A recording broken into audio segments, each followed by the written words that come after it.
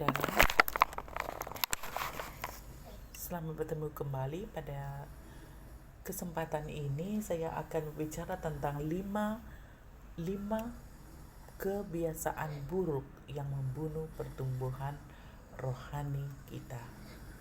Apakah 5 kebiasaan buruk yang akan membunuh pertumbuhan rohani kita sebagai seorang Kristen dan aksi iman?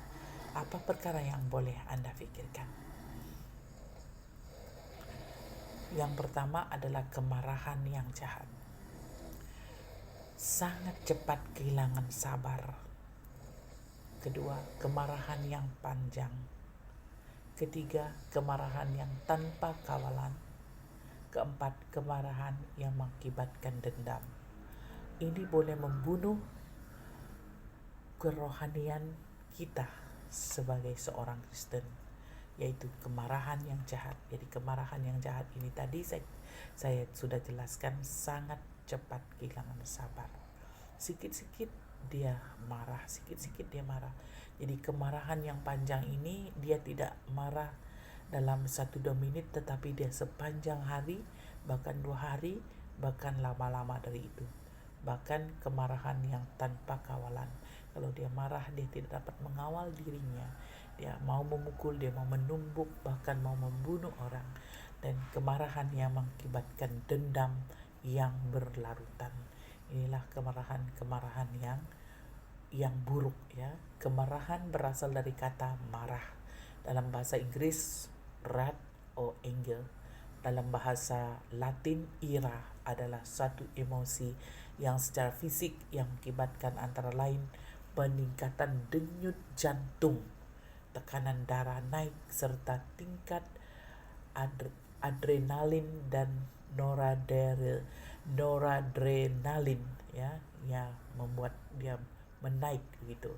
Rasa marah menjadi satu perasaan yang dominan secara perilaku, kognitif maupun fisiologi saat seseorang membuat pilihan sadar untuk mengambil tindakan untuk menghentikan secara langsung ancaman dari pihak luar.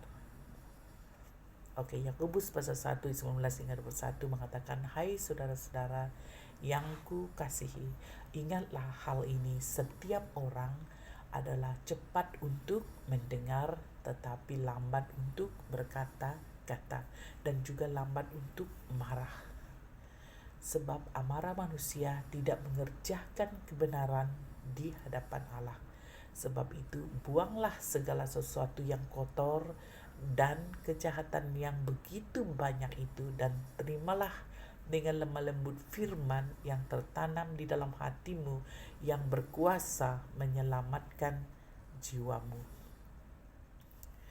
Yang kedua, perkara yang membuatkan kehidupan rohani kita ini tidak maju, ya, adalah gagal menghadirkan diri di dalam ibadah ataupun di dalam kebaktian, ya. Hobi lebih diutamakan. Jadi kita juga boleh punya hobi, tetapi jangan hobi itu di atas Tuhan, ya, sehingga kita tidak mau pergi ke kebaktian oleh karena hobi kita. Hobi mau pergi memancing, pergi bermain, main game dan sebagainya.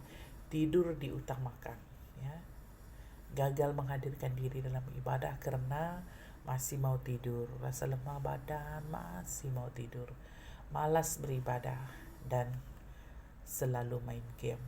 Ibrani 10 ayat 25 hingga 26 mengatakan, "Janganlah kita menjauhkan diri dari pertemuan-pertemuan ibadah kita seperti dibiasakan oleh beberapa orang, tetapi marilah kita saling menasihati dan semakin giat melakukannya menjelang hari Tuhan yang mendekat.